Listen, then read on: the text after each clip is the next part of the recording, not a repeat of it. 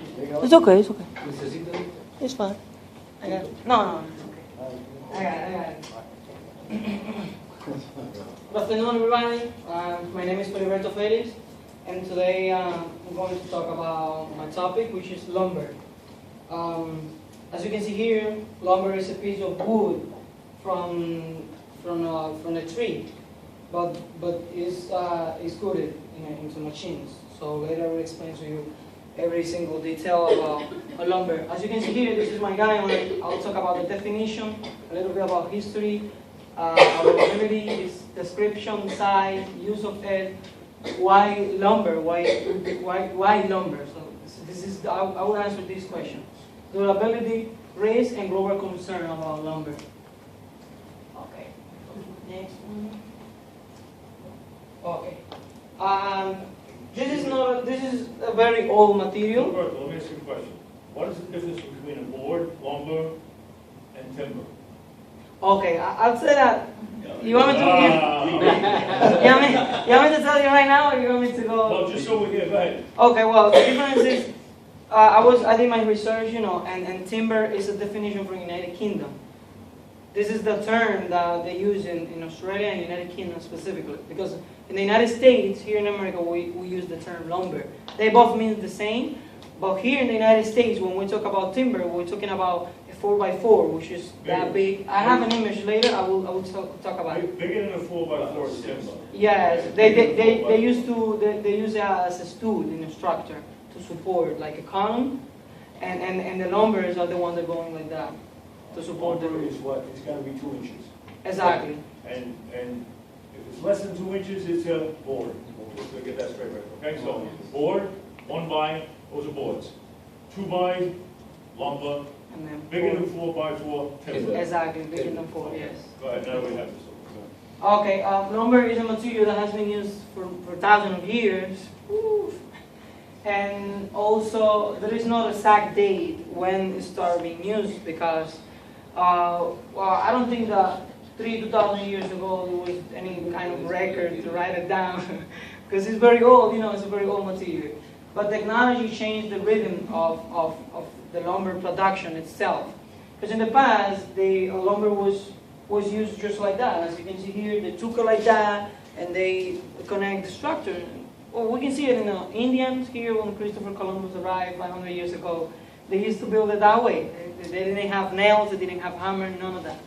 So, as I told you, technology changed it because we create the circular, we developed the circular saw blade with lumber to cut the trees faster, to make them soft in different shapes. Also the railroad with the cars, railroad cars or wagons, helped a lot to develop the production because imagine how hard it was to cut a tree and then take it by itself and then go to take it to another place to build a house. So when the railroad developed the technology, they gathered it, huge amounts, and they cut it very fast.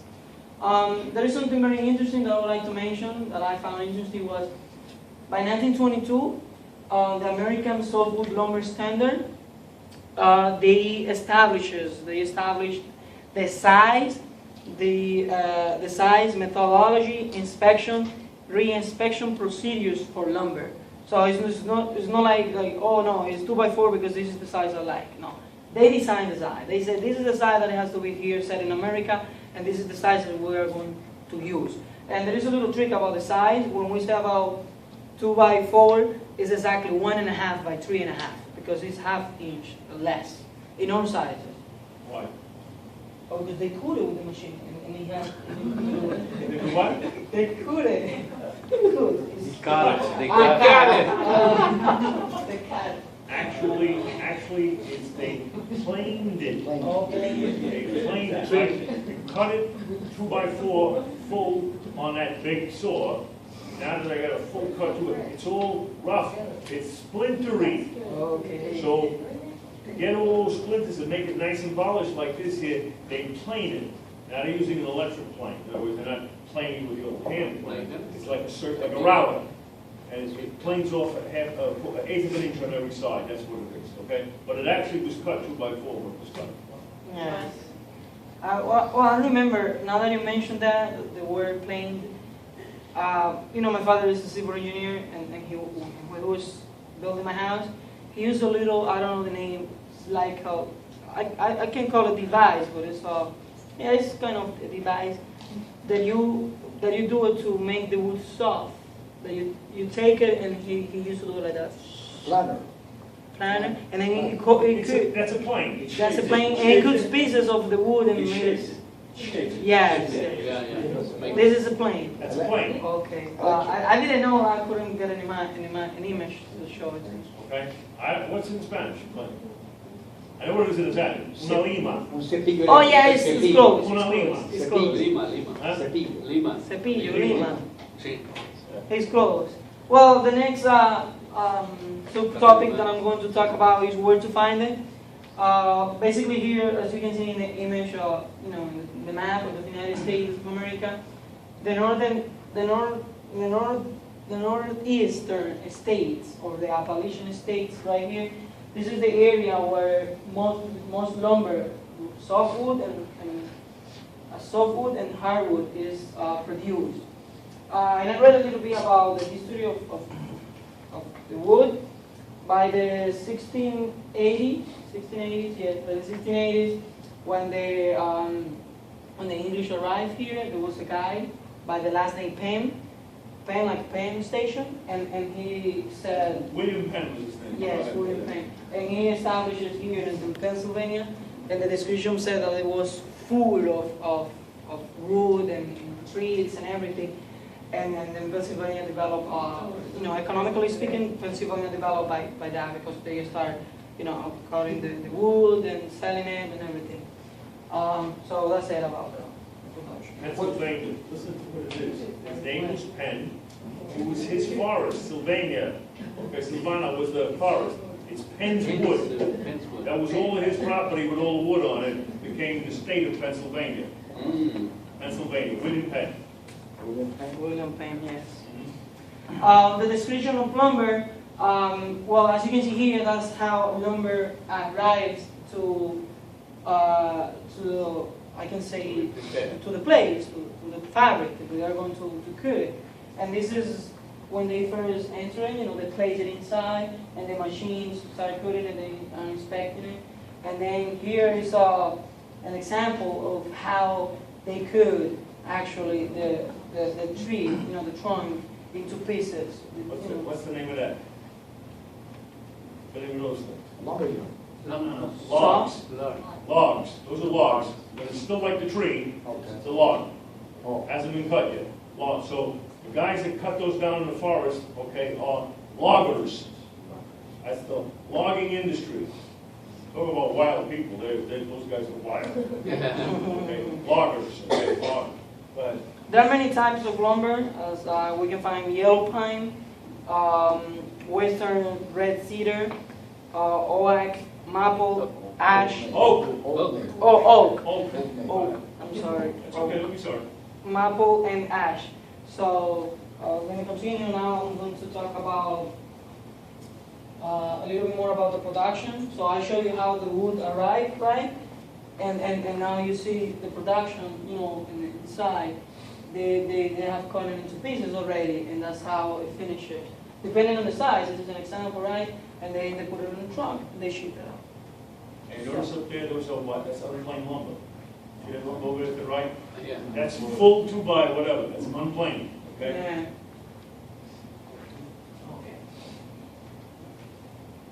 Okay. This is the trick that I said about the size, because when you go to buy, you know, 2x4 actually is 2.5 by 1.5, because we explained it already. Here I have timber versus lumber that I mentioned at the beginning.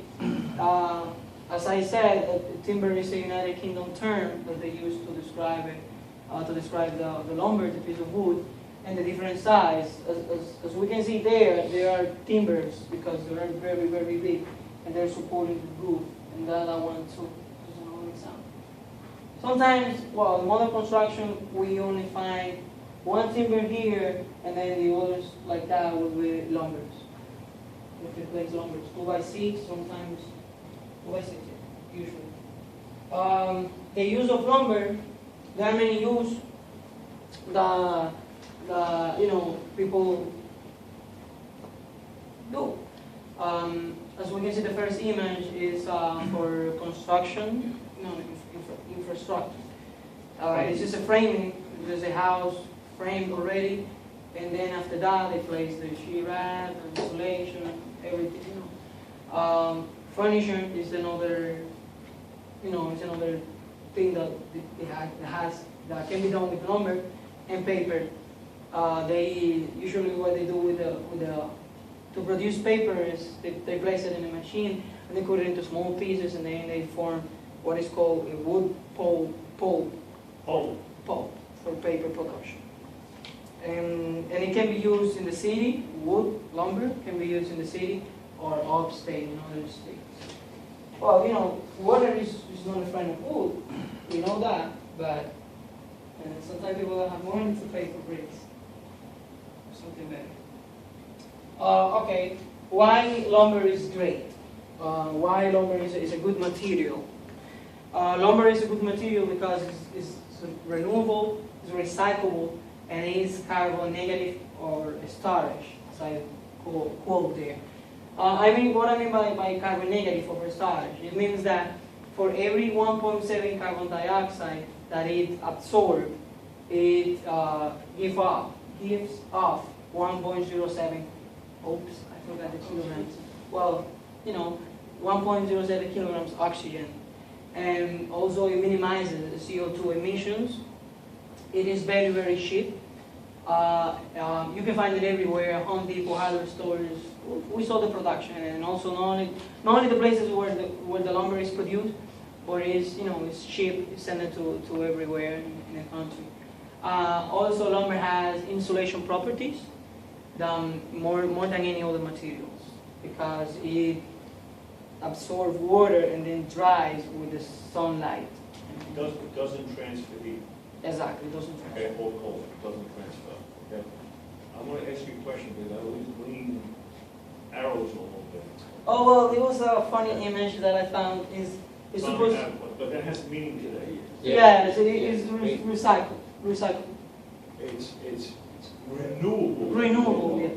What does that mean? You cut one tree and put two. Well, yes, you can cut one and put two, but the thing is that it'll grow in your lifetime.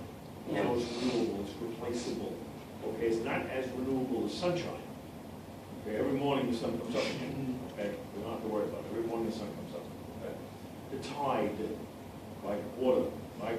It's up for 6 hours, goes down. Yeah. Goes up, goes down. Never stops. Right? So we don't run out of those things. Okay? Right. So renewable. If we're smart, we shouldn't run out of trees because as we cut one down, you put two up and you're okay, it grows. Yes. Okay, when we burn fuel oil, it's gone. Yeah. There's Doesn't nothing come that back. replaces that. We're tapping into stuff that's been around for thousands and thousands of years. Technically speaking, at some point, we're going to run out. Yeah. Okay, not in my time, it's going to be your time. Okay, same thing with natural gas. Those are once we burn up all the gas, it's gone. But lumber we can keep, so that's what they talk when they talk about renewable energy, something that can come back again in a reasonable amount of time as opposed to coal, which takes thousands of years to form, or whatever. The only reason why I'm going into this is this is the shit that you hear construction all the time now. Renewable energy, this and that, what are you talking about?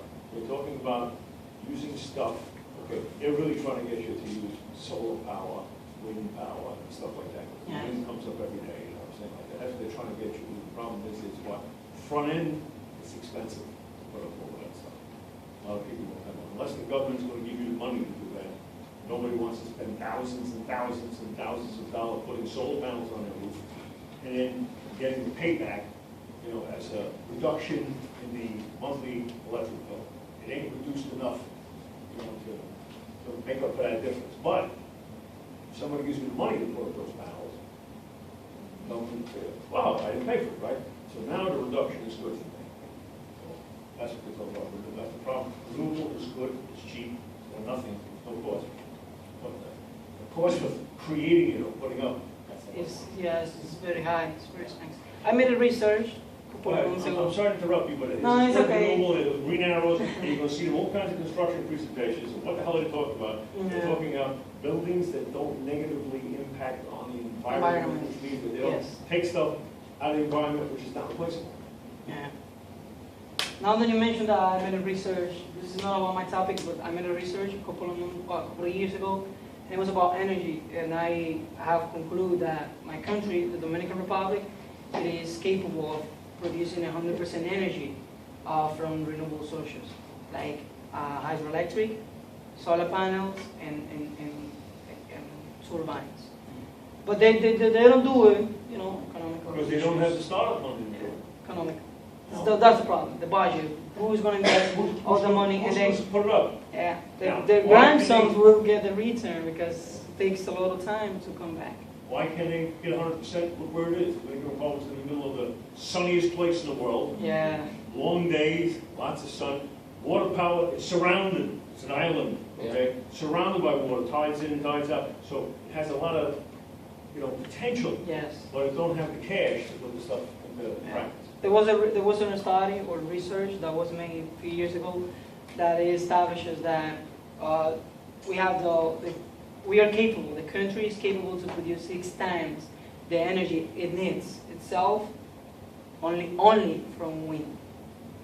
But, It's in the middle of the ocean, right? Yeah. Right. There's a Caribbean wind that passes through all time. something else. Well, here I'm talking about durability. Moisture is a concern because, as I told you, water and wood, they're not friends. Termite, we need to control the termite, avoid wood and soil contact.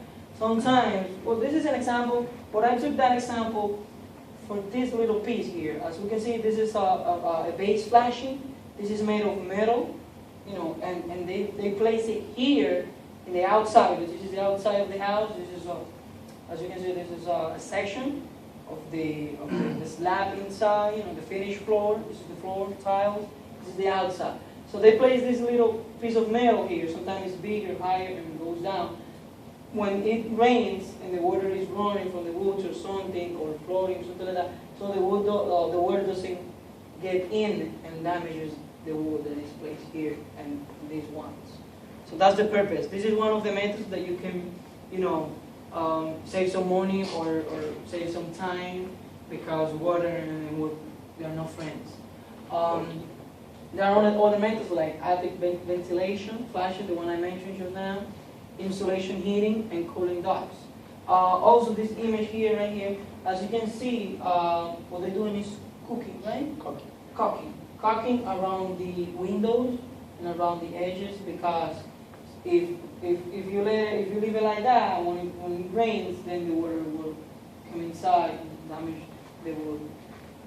Because you won't be able to dry, you won't be able to, spread out the water it absorbs, because the sunlight won't get inside there. Okay, it's clear. Oh, also another thing, that image here, as you can see, it seems like fire damages, right? But depending on the size of the lumber or the timber in this case, right? If it's bigger, it will take more time. As thinner the wood, the lumber is, as faster it will, disappear or break. And that's the point in construction. Because if the lumber is thinner, and then you have a support in the roof, and it's a fire, it's going to fall down right away. But if you have a strong timber supporting it, at least in the middle, and then one straight like that, it will take more time. Well, I call this section here bricks. I thought there are rakes anyways. As I mentioned, moisture, termite control, and avoid wood and soil contact. But there is another interesting point, that is hurricanes. As you can see here in the image, when, for example, like I mentioned, Katrina or Sandy last year, it was devastating because most of the houses, or I can say, yeah, most of them, damaged because of the wood, the floating, the level of water, and everything. It's a mess, totally. Here is an example of termites. When they basically eat the wood, they love wood, and that's how it looks like. So it makes the lumber weak. and then it can break. And also another risk for timber production is fire, what is called forest fires. Forest fires, because of the temperatures going high and all of that. And now about forest fires, I'm going to talk about the global concern. Because, lumber is a great material, as we mentioned, it's renewable, recyclable, everything, right? It's great. But it's a concern around the world because it is one of the causes of global warming because of deforestation. For example, there's a great example to mention though. Haiti is by the side of my country, the Dominican Republic. We share the island, and they have a huge problem with the deforestation because they took out, they cut all, basically like 70% of their trees, and then the rivers were, running out of water, and then no water means no life. So this is the concern around the world because if we could, 100 trees, we need to, place them back, like in different places, I don't know, plant more trees. That's the concern, and also, preservation of our biodiversity. Okay, you see. Oh. Thank you. That's it. Do you guys have any questions for me about lumber? When the termites in the lumber, you can see outside. Well, as you notice in the image I show you, you cannot see it. Well, you can see it sometimes. It depends when it starts. Because in the section that I show you, if you don't have the flashing, they can come out from the outside, from the soil, from the outside, right? And then from the inside, it looks perfect. But then one day you place something, you move a little bit, it's going to break right away. And you say, oh, why it breaks? Because the termites went inside, and they make the lumber weak. Yeah. Most of the time you see it. Most of the time you see it. When you have a foundation, okay, the sill plate, okay, it's on the foundation. First, we're supposed to put a sheet of sheet metal, basically aluminum, because it won't rot apart. We put that down to stop termites from walking up, or it gives them, and they get to the metal and they stop. Okay, they get to the metal. Don't forget, if you use blocks and stuff, you're going to get cavities for them to walk up. Okay. Even if we pour concrete, which is what we do mostly, it still can be places where the termites are going to walk up there now. So what we try to do is this: we try to take the foundation and get it out of the ground about 18 inches. Okay, it gives the termite a longer distance to walk. Say, well, what am I talking about? Okay, termite needs moisture. Okay, so it doesn't get any moisture from the concrete. It doesn't come up. Now, if I take a piece of wood, put it right on the ground, the termite's going to eat inside the wood, and it's going to make like tunnels going up and down, and it's going to be all cut up, and it's going to stay nice and moist because the wood stays moist. Okay, so they don't want the wood. Now, when you have the foundation sticking out 8 inches, when you put your first 2x lumber, like a 2x12, laying flat, okay, on top of that. First, we're going to put the aluminum sheet. Now, that first piece of that sill plate is pressure-treated lumber, always. Okay, pressure-treated lumber, the termites don't like either. So I don't put wood, but the termites would like to eat down there. Okay, I put pressure-treated lumber on that. Yeah. And that probably will help to stop them from eating. In fact, I put the aluminum plate, then I put pressure-treated lumber, and in fact, I raised it up off the ground. Okay, those are the things that we do to try to keep the. And then when all else fails, you go and put the pesticide on it, like they have on Guardia or whatever. You got guys that come around and apply that to the area and stop that. Now, up here, we can get away with that. If you're in Florida, and it's ridiculous because A, they put bushes around the house, next to the house, okay, right up against the house. B, they irrigate them, they have a sprinkler system, so those bushes are always wet, okay. So not only do we get termites, we get bugs, we get the scorpions, So in Florida, every 2-3 weeks, the exterminator comes along, treats everything. Otherwise, they will walk in the house and they make a mess. Okay, bugs and so on. Newer houses have these troughs underneath where they pour the pesticide in. I don't know if I like that because I'm the guy that's on top of it. So sooner or later it's coming, but that's beside the point. Okay, that's beside the point. Any other questions? The same thing happened with the carpenter ants. The carpenter ants go inside the Similar. Does anybody know what a termite looks like? Yeah. It looks like a flying ant. It Yeah. looks like an ant with wings. So I mean, it's in the same family. How does he eat the wood? How does it eat the wood? Okay, puts a little salt and pepper on it. They like it hot. I don't know the answer. It probably bites itself.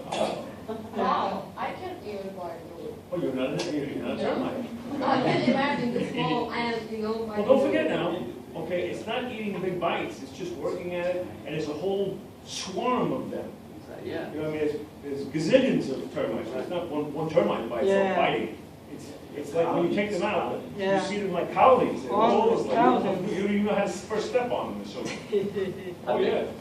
And they like just the heart of the wood. They want to have the Just soft the part. heart, the soft part, Soft right? part of the wood, that's what they want to eat, okay? Yeah. Soft part. He has a question. All right, now, go ahead. Class because of termite damage? Can a building, if it has severe termite damage, it can collapse. Yes. Yeah. Did it happen? I would think of this here, I would think, look, if you're living in the building, you probably want to watch it and not let that happen. But I'll tell you where it happens, old barns, sheds out there that people don't watch a lot, old garages that are right on the floor like that, you know, and they eventually, you see half of them, they start leaning and falling and, you know, different stuff. Probably it's stuff like that. But the house you want to protect, so you're going to stop it from doing that, okay? Take some kind of action. Incidentally, big difference, what we didn't really read. Much more interesting to listen to. We had something there to look at, but we didn't really read. So think about that when you're doing it. If you can get it down, now, how do you start? You say, I'm afraid, I don't know how to do it like that. So you write it all down, so you read it, and you read it, and you read it. And after a while, you get so good at it, say, all right, you know what I'm going to do? I'm going to take this piece of paper, and I'm going to just take the notes. I gotta have this word, that word, and that'll remind me of everything. So instead of reading, now you see the note or you see the PowerPoint. And you can talk it, and what are you talking? You're talking what you read eventually, you know, I mean, what you read at one time, but it's in your head, you're memorizing it. So that's something else. Incidentally, I meant to tell you too, I noticed spelling errors, spell check, okay? I don't care if it's PowerPoint or what it is like that, spell check. Always put spell check. And it has nothing to do with the fact that you know, foreign language, okay? The Americans have to spell check too. Everybody makes spelling errors, okay? We have the kind of language where there are, it's not the way it sounds, right? There's all these silent letters in it, so spell check everything. Your PowerPoint, spell check it, okay? Now, the newer versions of PowerPoint, they got grammar check, okay? So it'll give you like some indication that this thing is out of grammar. Now you may, when you're doing a technical presentation, you're going to get a lot of words that are out of grammar because of what? They're made up words for construction, their jargon, their terminology. So it's not going to recognize, it's going to highlight it. You're going to just say, okay, I got it, and I'm overriding it, I'm not changing it, okay? But the spell check, whatever, unless it's what? A technical term where they have they made up the word, and you put it down. But anything else that's not supposed to be that, spell check everything, okay? So that you don't do stuff that, you know, and people do this all the time. They do their presentations and the spelling errors all over the place because they never spell checked it. And you say, did you use spell check? No, I didn't. Why? Okay. I mean, I can spell everything, okay, but I still got to use spell check because what? Sometimes I turn around and when I'm